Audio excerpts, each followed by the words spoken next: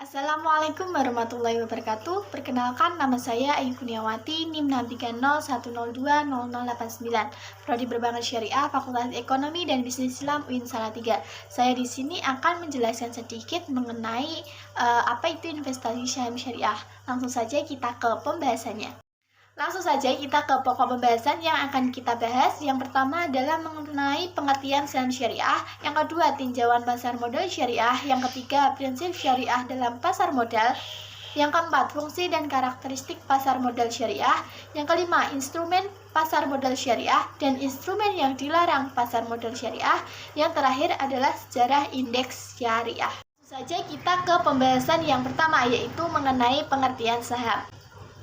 Istilah saham berasal dari beberapa bahasa. Yang pertama adalah bahasa Inggris disebut share, bahasa Belanda disebut andil, bahasa Jerman disebut dengan akti, bahasa Prancis disebut dengan action.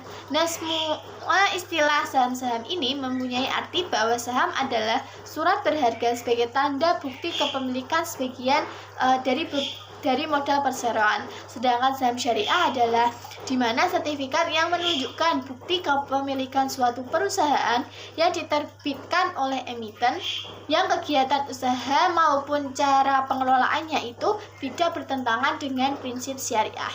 Dapat disimpulkan bahwa jika kita berinvestasi saham syariah adalah suatu aktivitas yang berkaitan dengan penarikan sumber dana yang dimasukkan ke dalam sebuah share atau saham yang tidak bertentangan dengan prinsip-prinsip syariah yang memberikan keuntungan berikut juga dengan resikonya. Yang kedua, mengenai tinjauan pasar modal syariah. Apa sih yang dimaksud dengan pasar modal syariah? Pasar modal syariah adalah suatu kegiatan yang mana bersangkutan dengan penawaran umum dan perdagangan efek perusahaan publik yang berkaitan dengan efek yang diterbitkannya serta lembaga dan profesi yang berkaitan dengan efek yang menjalankan kegiatannya sesuai dengan prinsip-prinsip syariah. Lalu, apakah pasar modal itu diperbolehkan dalam Islam? Sebenarnya dalam Al-Quran maupun hadis yang membicarakan tentang masalah pasar modal dan juga hukumnya tidak dijumpai.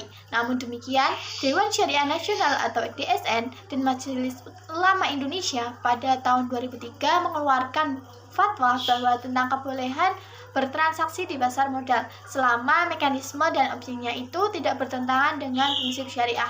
Selain itu, kegiatan pasar modal Indonesia juga diatur dalam Undang-Undang Nomor 21 Tahun 2011 tentang OJK, dan kegiatan di pasar modal yang menerapkan prinsip-prinsip syariah juga mengacu kepada Undang-Undang Nomor 8 Tahun 1995 tentang pasar modal. Yang ketiga, prinsip syariah dalam pasar modal. Dalam pasar modal syariah harus menerapkan prinsip-prinsip syariah. Prinsip tersebut diantaranya yang pertama adanya larangan terhadap setiap transaksi yang mengandung unsur ketidakjelasan atau gharar. Yang kedua adalah instrumen atau efek yang diperjualbelikan itu harus memenuhi kriteria halal. Nah, dalam pasar modal, prinsip syariah secara garis besar adalah yang pertama, pembiayaan atau investasi hanya dapat dilakukan pada aset atau kegiatan usaha yang halal, kemudian spesifik, dan juga bermanfaat. Yang kedua adalah pembiayaan atau investasi harus pada mata uang yang sama dengan pembukuan kegiatan usaha. Yang ketiga, adanya akad yang terjadi antara pemilik harta dengan emiten itu harus jelas dan juga transparan. Yang keempat, baik pemilik harta maupun emiten tidak boleh mengambil resiko yang melebihi kemampuannya dan dapat menimbulkan kerugian. Yang terakhir, penekanan pada mekanisme yang wajar dan prinsip kehati-hatian baik pada investor maupun emiten. Yang keempat, fungsi dan karakteristik pasar modal syariah. Adapun fungsi keberadaan pasar modal syariah menurut McWelly adalah sebagai berikut.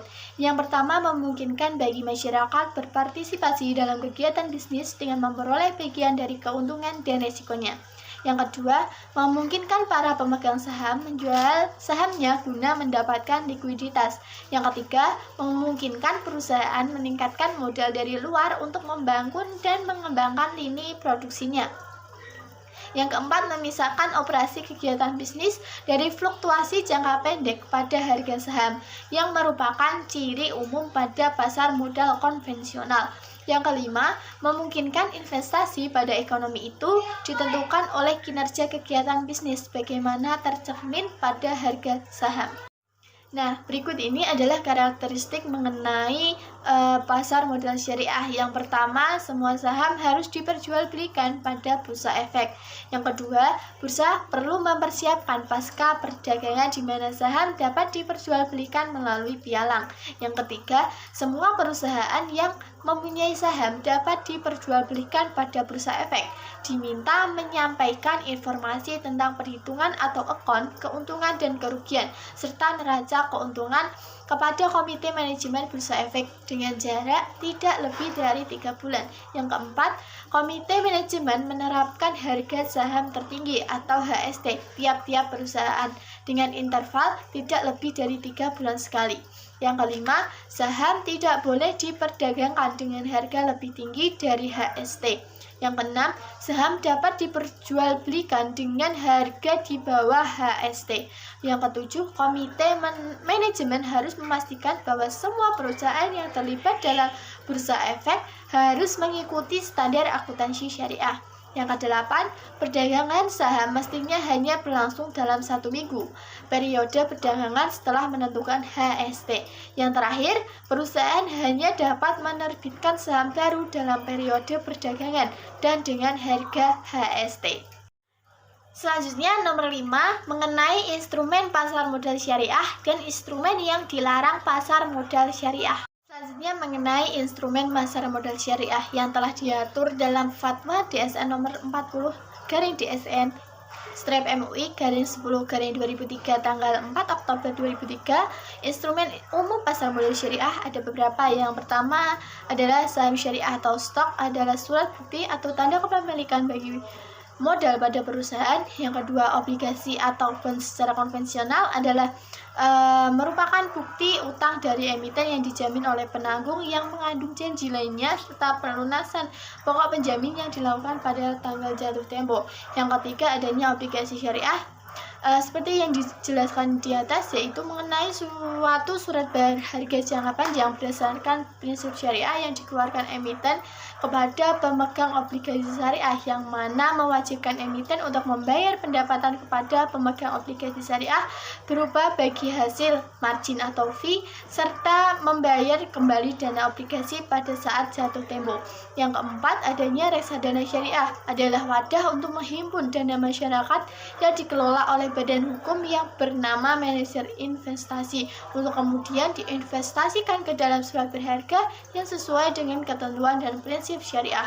Yang kelima, adanya waran syariah adalah efek yang diterbitkan oleh suatu perusahaan yang memberi hak kepada pemegang efek yang termasuk dalam daftar efek syariah atau DES untuk memesan saham dari emiten pada harga tertentu untuk jangka waktu 6 bulan atau lebih sejak diterbitkannya tersebut.